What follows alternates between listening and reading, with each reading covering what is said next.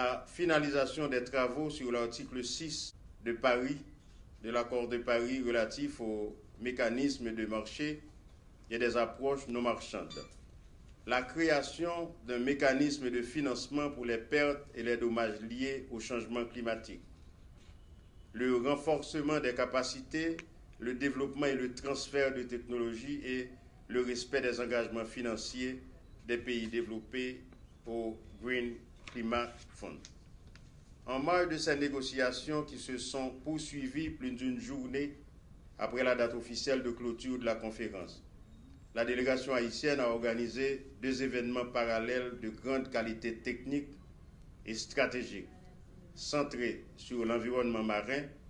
Ces événements réalisés au sein des pavillons de la CARICOM et de la francophonie ont permis de mettre en exergue l'importance du milieu marin pour les Haïtiens, les impacts des changements climatiques sur ce milieu, les efforts d'adaptation du pays en vue de maintenir les fonctions et services des ressources marines et côtières et les besoins nécessaires pour des actions de plus grande envergure.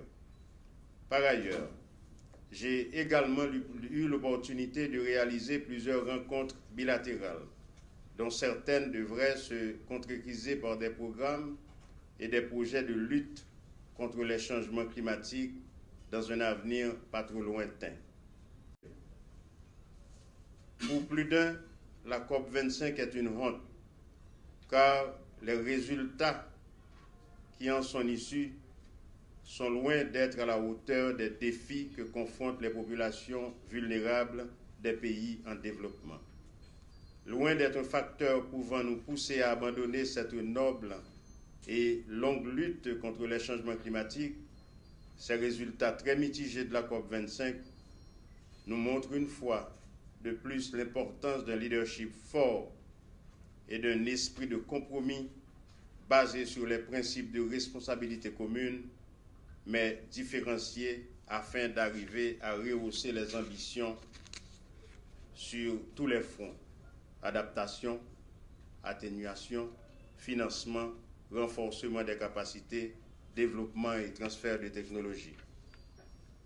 On doit cesser de résumer la lutte contre les changements climatiques à celle de simples slogans, comme ce fut le cas pour la COP25 qui se voulait être celle de l'action. À signaler qu'elle n'a pas été la première à être qualifiée de COP de l'action. Notre pays, nos populations ne peuvent plus attendre.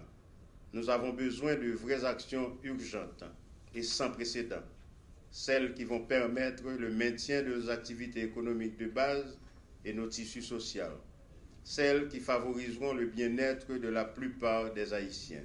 La lutte contre les changements climatiques est longue et nécessite la participation de tout un chacun. Le ministère de l'Environnement a besoin de vous pour continuer à mener cette bataille dont l'objectif final est d'éviter un déséquilibre climatique et des bouleversements socio-économiques irréversibles.